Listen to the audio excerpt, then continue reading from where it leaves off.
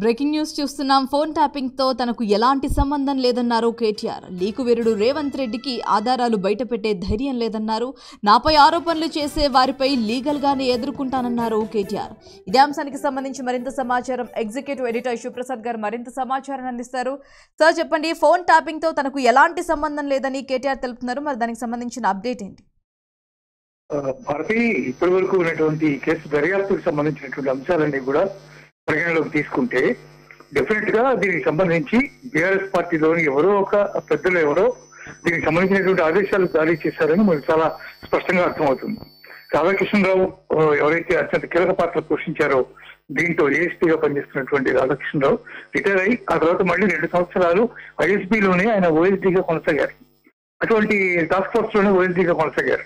అలాంటి రాధాకృష్ణరావు ఇచ్చినటువంటి స్టేట్మెంట్ కనుక చూస్తే డెఫినెట్ గా దీని వెనకాల ఏదో పెద్ద హస్తాలే ఉన్నాయి దీంట్లో అనేది మనకు చాలా స్పష్టంగా తెలుస్తున్నటువంటి పరిస్థితి.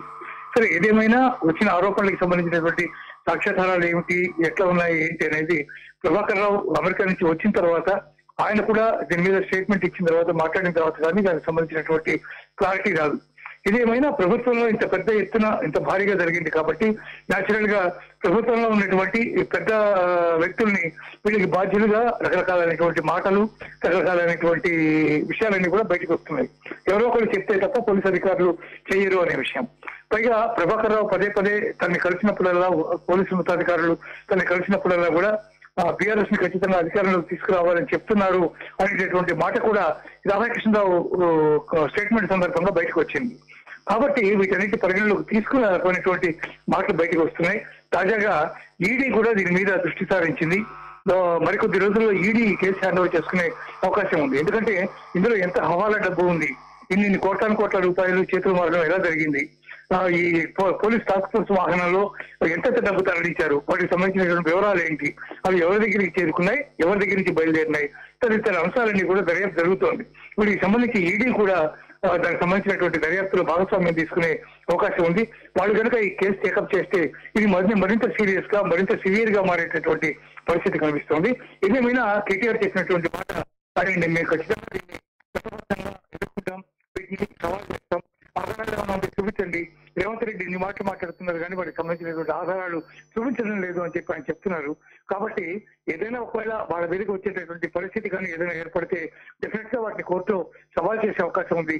సవాల్ చేస్తామని కూడా ఆయన చెప్తున్నారు.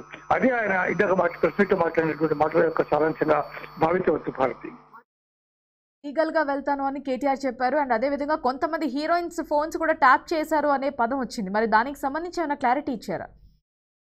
హీరోయిన్స్ కి సంబంధించినటువంటి ట్యాపింగ్ అనేది దీంట్లో అధికారికంగా బీఆర్ఎస్ ఒకవేళ దీంట్లో పార్టిసిపేట్ చేసి ఉంటే వాళ్ళకి సంబంధించినటువంటి ఆదేశాల ప్రకారం ఇదంతా జరిగే అవకాశం లేదు.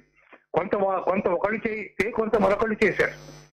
డబ్బు సంపాదించడం కోసం ఎవరైతే దీంట్లో పార్టిసిపేట్ చేశారో భుజంగరావు కానీ, తిరుపతన్న కానీ, లేకపోతే రాధాకృష్ణరావు కానీ, లేకపోతే మిగిలిన కొత్తగా తాజాగా వచ్చినటువంటి పేరు వేణుగోపాల్ కానీ, వీళ్ళందరూ వేణుగోపాలరావు గారు వీళ్ళంతా కూడా కొంత ఒకళ్ళు చెప్తే కొన్ని పనులు బాధ్యతలు చేయాల్సినటువంటి వాళ్ళు అధికారికంగా ఏదైతే ఇప్పటివరకు రిమాండ్ రిపోర్ట్ లో వాళ్ళు రాశారో ఎలక్షన్ సందర్భంగా డబ్బు తరలించాం పోలీస్ వాహనాల్లో, అలాగే 2 ఎలక్షన్స్ మునుగోడు ఎలక్షన్ లో, తర్వాత ఒక రాజగోపాల్ రెడ్డి పార్టిసిపేట్ చేసినటువంటి ఎలక్షన్, ఈ రెండిట్లో కూడా ప్రధానంగా మేము చాలా కీలక పాత్ర పోషించాము అనే అంశాలన్నీ కూడా వాళ్ళు చాలా స్పష్టంగా రిమాండ్ రిపోర్ట్ లో పెట్టారు పోలీసులు. కాబట్టి ఈ హీరోయిన్స్ కి సంబంధించినటువంటి అంశం కానీ, లేదా బేగం బజార్ లో ఉన్నటువంటి అనేక మంది వ్యాపారులని, లేకపోతే ఉన్నత స్థాయిలో ఉన్నటువంటి పెద్ద బిజినెస్ చేస్తున్నటువంటి రియల్టర్స్ కానీ వీళ్ళందరినీ బెదిరించినటువంటి అంశంలో ప్రధానంగా వీళ్ళే తగినట్టుగా యాక్ట్ చేశారు తప్ప ఎవరి ఆదేశాల మేరకు కానీ వీళ్ళు వర్క్ చేసినట్టుగా కనిపించట్లేదు. కొంత వాళ్ళు చెప్పారు, కొంత వీళ్ళు చేశారు. తద్వారా వీళ్ళు కూడా బాగుపడ్డారు, భారీగా డబ్బులు సంపాదించారు. ఇవన్నీ కూడా క్రమక్రమంగా కన్ఫెషన్ స్టేట్మెంట్స్ ఇవన్నీ కూడా బయటకు వచ్చే అవకాశం ఉంది. అందువల్ల దానికి సంబంధించి కేటీఆర్ కానీ మిగిలిన వాళ్ళు కానీ ఖండించే అవకాశం కానీ లేదా మాట్లాడే అవకాశం కానీ లేదు అని చెప్పవచ్చు. Bharati, thanks for the update.